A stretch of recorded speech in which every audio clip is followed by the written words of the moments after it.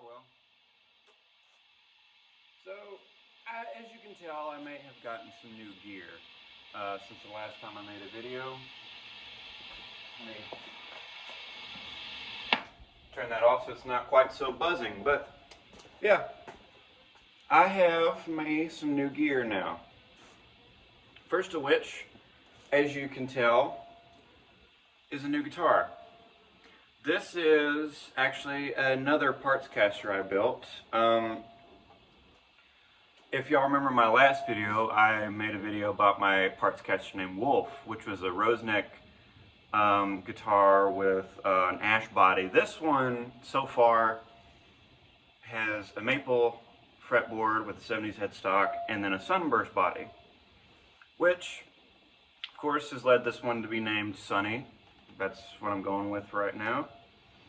But if you notice one thing, it's starting to get marked up here. Well,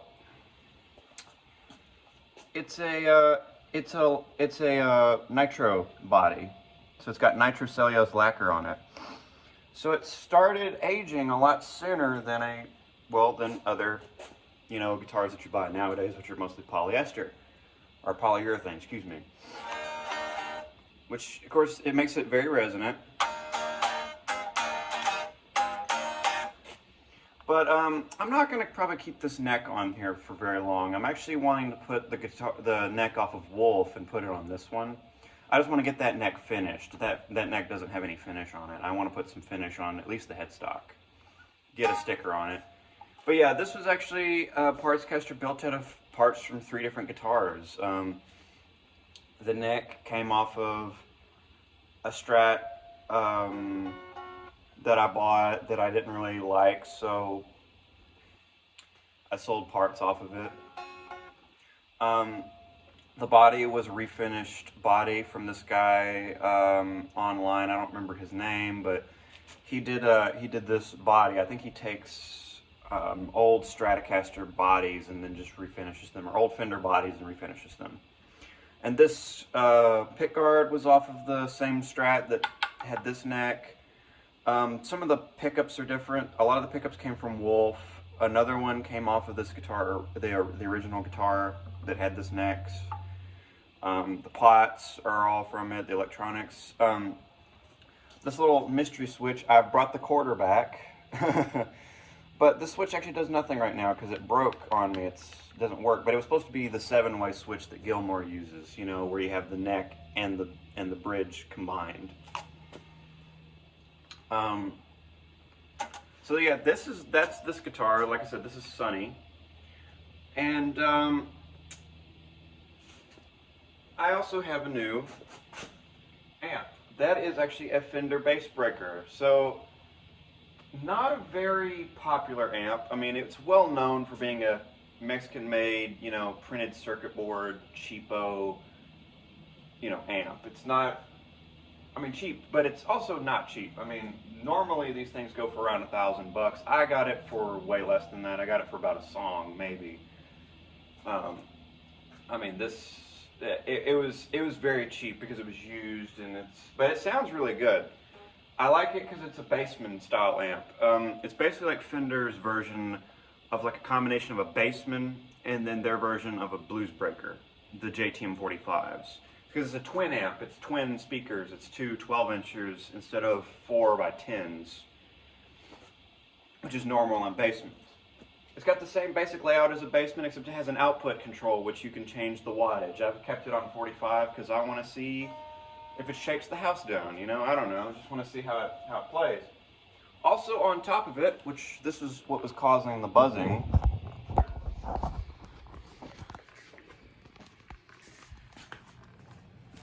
is this little pedal, which I've been using as a reverb for this thing, because it doesn't have a reverb on it.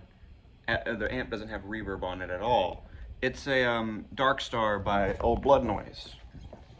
Now, I'm mostly using it the way it's not supposed to be used.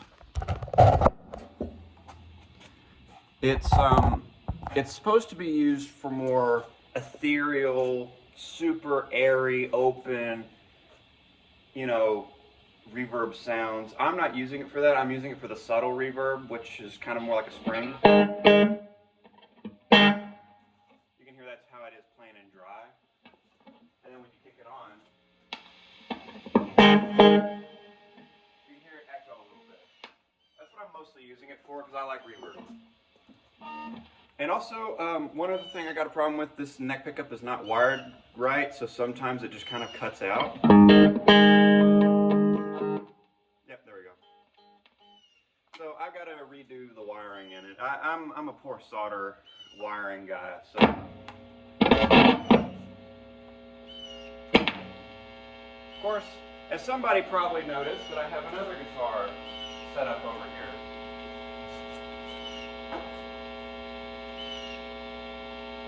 Let me turn it on standby here. Okay, so I have another guitar over here. I got myself a real Les Paul, like an actual Gibson. So, you may be asking why you had a nice Epiphone Les Paul. Yes, but that's actually really my dad's guitar. I would say that's more his guitar. And it was not very, in my opinion, it wasn't very good, mostly because the electronics are cheap, you know, the cheap Chinese made or Korean made, you know, electronics, which don't usually have 500K pots. Now, this guitar is also going to get changed a little bit. It's a Gibson Traditional Pro. So that is a model that has it has push-pull pots and stuff like that to help get you, you know, split coils.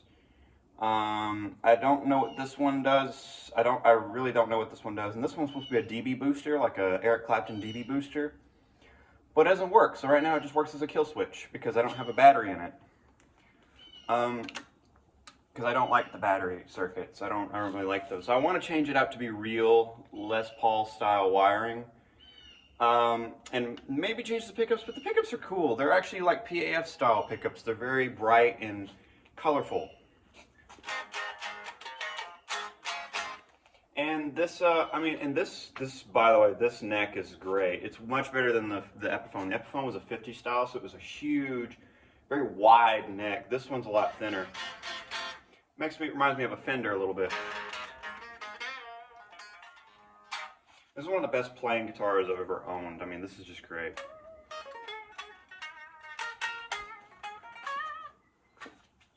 So, I love having this guitar. This guitar is great. And this one has also got a name too. This one's Scarlet. Obviously because of the red color. And I mean, even if you don't like Gibsons, if you're a bit of a Fender fan like I am, you just can't deny that top. That beautiful red color on it. The wood grain and everything. It's just so good. I think it's a wine red, but I don't know. I bought it secondhand and it was very expensive, so be nice to me. I made a good purchase. You know, but it is definitely a player. I can tell you that much.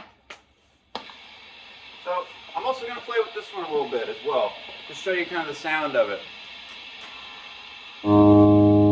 It's going to get real loud because I haven't tested this out yet.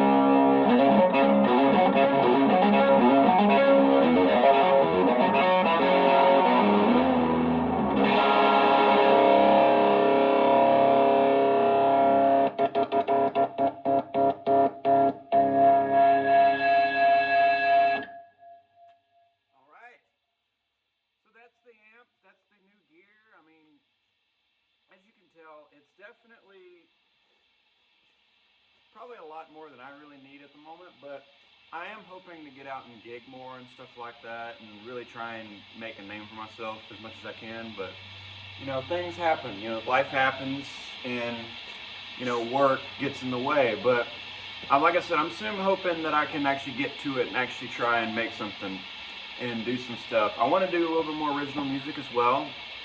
I don't know if I'll be posting any of those to YouTube and stuff like that, but I want to eventually. And yeah, I mean, tell me what y'all think of the new gear.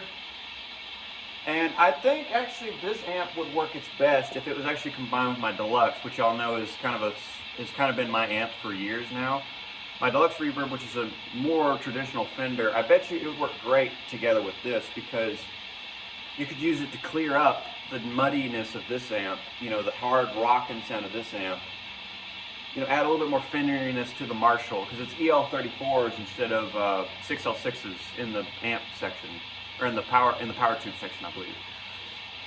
So it's a little bit darker, it's a little bit muddier, but it definitely has the power that you would ever need. I mean, this amp will carry you through anything, just about.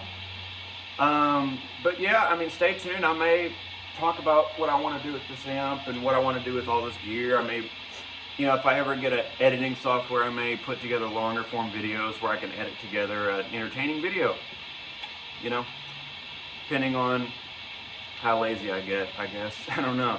Anyways, talk to y'all later. Peace.